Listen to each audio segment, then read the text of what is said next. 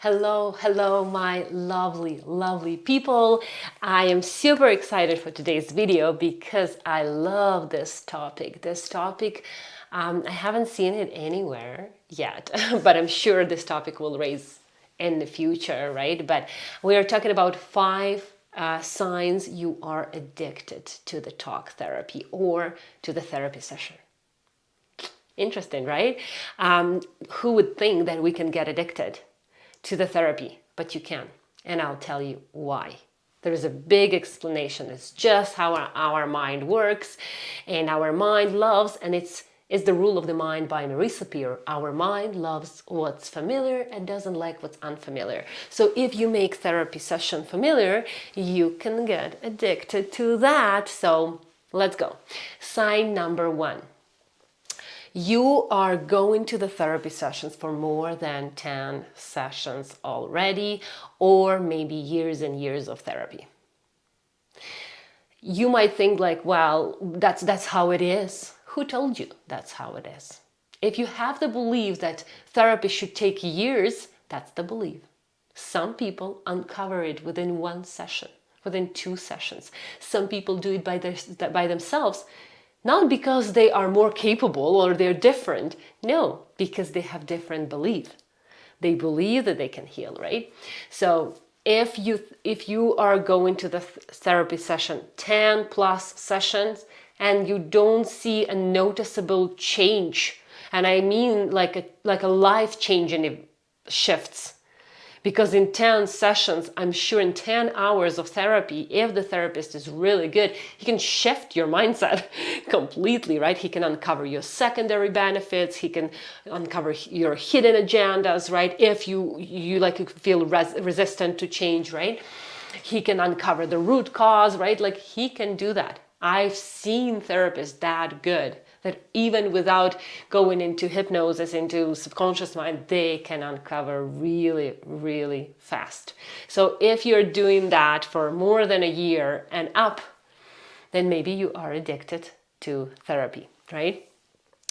Sign number 2 that shows that you're addicted to the therapy, you have a thought. So if you do something, for example, you are working on the behavior, I don't know, procrastination, right? And if you do that again and you notice that behavior, the first thought is like, oh, I'll figure it out. Yeah, I did it. I'll figure it out with my therapist. And that happens every single time. Every single time, the first thought that comes to your mind, I'll figure it out. I'll talk about it to my therapist. So you don't want to resolve it. You're waiting for someone to help you resolve it, and it's not bad to ask for help, right? But if it comes consistent for years, for months, right, then it becomes a problem. Sign number 3, right? You feel the change. So for example, you had a therapy session, you understood a lot of insights, you got a lot of insights, right? And you're like, okay, you start to change, right? And you fall back into the old pattern just before the therapy session. For example, if you have a therapy sessions once in 2 weeks, right? You start to really change your life, you think differently, you're more calm, more relaxed, more observe, you observe your emotions better. And then just before the therapy session, like a couple of days before, you drift back into the old pattern. Because that belief, like, oh, I'll need to talk about something, I'll need to talk about my problems, I can't live without my problem anymore. What if I don't have the problem? Well, I'm missing on that connection. Maybe you had like a really close connection with your therapist, which is amazing.